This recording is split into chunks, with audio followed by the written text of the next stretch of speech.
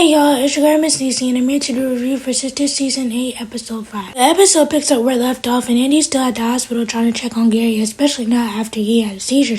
The doctor tells her that Gary's condition has worsened and he's not out the woods yet. They're doing everything that they can to help him, and Hudson appears out of nowhere. Hudson's like, what's going on here? Don't tell her nothing about his condition.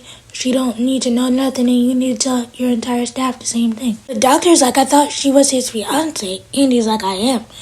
Hudson's like, well, I'm his power of attorney, and I told you guys not to tell her anything. And if you tell her anything, I will sue you and this entire hospital for everything you have due to a HIPAA violation. The doctor backs down and he's like, sorry, Miss Barnes, if you want to know anything about Gary, you will have to learn it from Hudson. So the doctor leaves and it's just Hudson and Andy talking. And Hudson's like, why are you still here? You just want to make sure you flatlines. And Andy's like, I would never do anything to Hudson then goes on to say, you were the worst thing that ever happened to Gary. And Andy's like, what makes you think you could talk to me this way? Hudson's like, I just call him like I see him. Andy's like, do you? Then she starts causing a scene trying to be all dramatic. He's like, I don't care if you're his power of attorney. I'm his fiance and I deserve to see him. Hudson's like, did Robin teach you that? Because I know he's representing you. Andy's like, he's just a friend and a colleague. Hudson's like, right, the same one that you was getting on all fours for. Andy tries to smack him, but Hudson grabs her. Hudson's like, if you don't leave, I will have security remove you and escort you. Over at the salon, we see Karen talking to the rude customer, and the customer's like, if you don't pay up, Karen's restaurant will come to a quick end. And Karen turns to Pam, and she's like, Pam, this is on you. Pam turns to Karen, and she's like, not she backpedaling.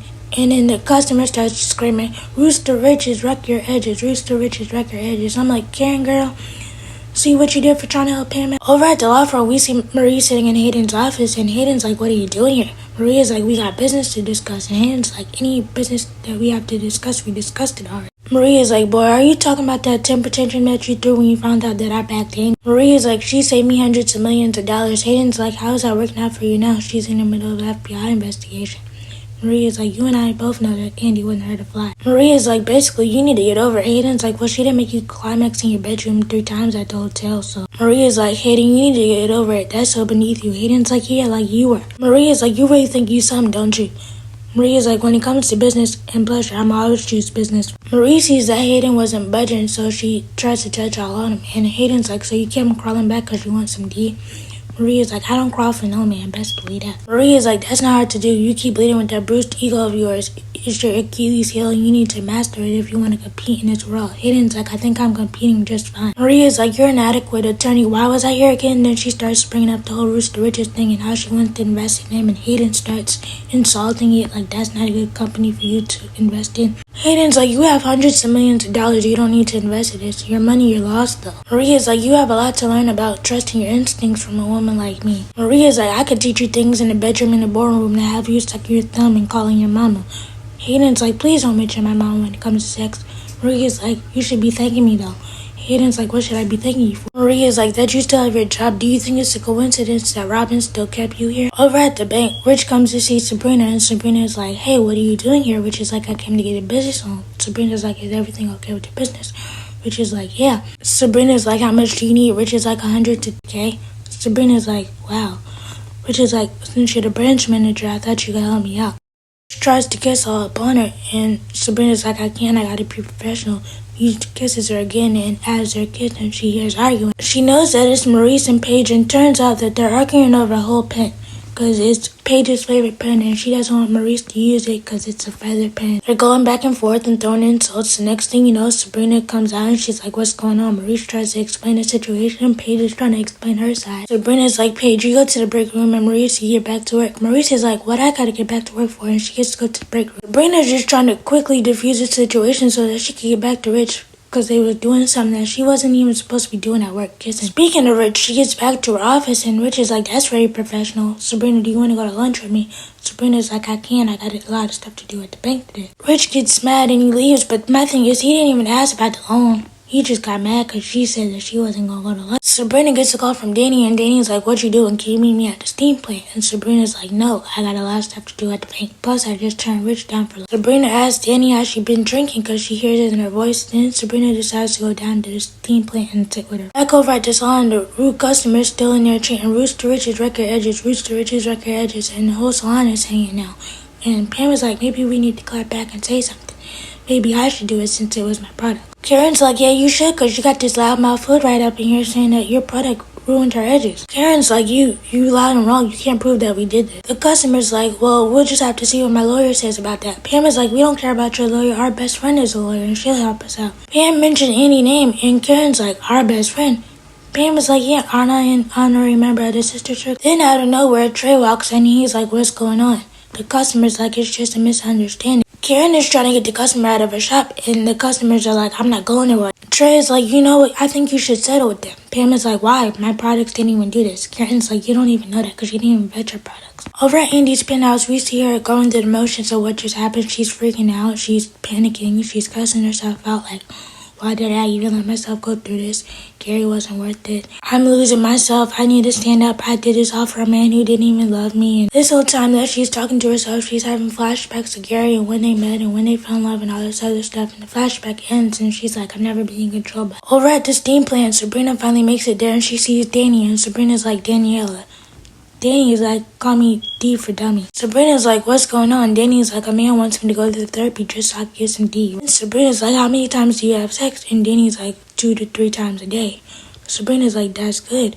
Danny's like, it was like that until somebody just about cared. Sabrina's like, at least you know he cares about you. Danny's like, yeah, I care about him too, but at least I'm not trying to change him. Sabrina's like, at least you know he's not in love with you for your body. And then Danny starts going into the whole how he got her into the program thing and how he didn't tell her and all this other stuff, right? Sabrina's like, that sounds like a good thing. I don't understand why you're mad. Danny's like, I'm okay with her. Danny's like, are you not listening? He's trying to change me into something that I'm not. And if he continues to keep on doing it, if he continues to try to change me, there won't be enough liquor in the world to help save this relationship. Sabrina comes to Tony's defense again, and she's like, he's just trying to help you out. His approach might be a little aggressive, but he definitely means it from a good place. Danny reiterates that she's okay where she's at. And Sabrina's like, okay, if you believe that, if you want to keep lying to yourself. Danny's like, he only sees me as a project. And Sabrina's like, no.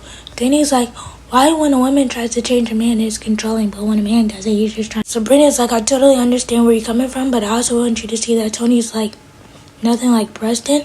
Danny's like, don't even say his name. I don't care nothing about that Mary Billy. Danny, if you know what I know, you would, because he's definitely worth millions. Over at the law firm, some time passes and Fatima walks in Hayden's office and she's like, what was you and Marie in here talking about? Hayden's like, don't you have a kid to look after? And I'm talking about Zach, not his mute son. Fatima's like, don't you bring up. Hayden's like, oh, you gotta touch that little street urchin. Fatima's like, speaking of people that come from the streets, how would Tamara feel that you were in here talking to Marie? And Hayden's like, she wouldn't feel no type of way because Marie is just a client. Fatima's like, sleeping with your way to the top of such a B move. Hayden's like, you should tell Andy that. Fatima's like, Andy lives rent free in your head, don't she? You think you get Marie over here while she gone? That ain't gone. Hayden's like, I don't think I can. I know I can. Andy's losing all her allies. First Marie, now Robin. So you better be nice to me while you still can and still have a job. Then he tells Fatima to leave because he got work to do. Then we see Fatima in the conference room and she's calling Zach and he's like, what's wrong? She's like, Hayden's up to something. He plotting and scheming. Zach is like, come home on your lunch break and I can make you some Zacco. Then Hayden walks in and he's like, what'd I tell you about making personal calls at work? Fatima's like, what you want? He's like, I don't know what you think you saw, but you need to mind your business. You already have me as an enemy and you don't need one in Marie too. Fatima's like, I don't know if you forgot, but I'm the only one that makes good on their threats around here. Hayden's like, so you threatened me? Fatima's like, no. They start talking about Marie and if Robin's gonna believe Fatima that he slept with Marie. And Fatima's like, you might have impressed her with that missionary, but trust and believe she's not on your team. She's actually far from. Fatima's like, don't forget the only reason Marie is here is because of Andy. Hayden's like, Andy don't even work here no more and you answer to me now. Hayden's like, yeah, for now. And Hayden's basically telling her, you better stay in your lane before I replace you. Fatima's like, you're playing a dangerous game and it's not going well for you. Hayden's like, you're threatening me? Fatima's like, no. Hayden's like, I wonder how Robin will feel that he's having a thug around here that's in a dress. Fatima's like, he would just call you the snitch, the one whose balls haven't dropped. He basically tells her again, don't say nothing about the whole Marie situation, because if you do, you gon'. Back over at Andy's penthouse, Andy gets a text from Jordan, letting her know that he's on his way. She starts thinking about the fact that Jordan could have possibly stabbed Gary. She starts having flashbacks and all this stuff. And she's like, no, Jordan wouldn't do it. Over at Zach and Fatima finally gets home from work on a lunch break. Zach makes her tacos. She likes her tacos. They start talking about Hayden and how he's tripping at work. Zach is like, you want me to come up there? Fatima's like, no more violence. Unless it's necessary. And then Zach is like, okay, let's solve this crime then. So he brings up Robin. He puts Robin on the suspect board. And Fatima's like, if you put Robin up there, you need to put Marie up there too. Zach is like, why we put Marie up there was Gary clapping them AARP cheeks. Fatima's like, I don't need a visual, but no. Fatima's like, Marie was Gary's investor and he messed up her money. Zach is like, I know too much about that. Zach puts two and two together and he's like, do you think Marie and Hayden are in on this together? Fatima's like, knowing them, you may never know, but I don't think Hayden would do that because Gary's his friend. Back over at the salon, Karen is still dealing with the rude customer who's saying, Roost to riches, record edges, roost to riches, record edges. And Trey is still trying to convince Karen to settle with him. Karen's like, she wants $400K, I ain't got that. Pam is like, this is a nightmare. Karen is still yelling at Pam that she should have had her products tested. The next thing you know, Miss Marie walks in and she's like, what the heck is going on? One thing Miss Marie don't play about is her money and her time, and I know Karen and Pam better get it together before Pam doesn't have an investor anymore. Over at Andy's penthouse, Jordan finally makes it there and she's so happy to see Jordan and she tries to hug him, but she realizes that he's not alone. He's not alone because Penelope's behind him and Andy tries to go to hug Jordan and Penelope's like, nah. You think that you and Gary could ruin people's lives and get away with it?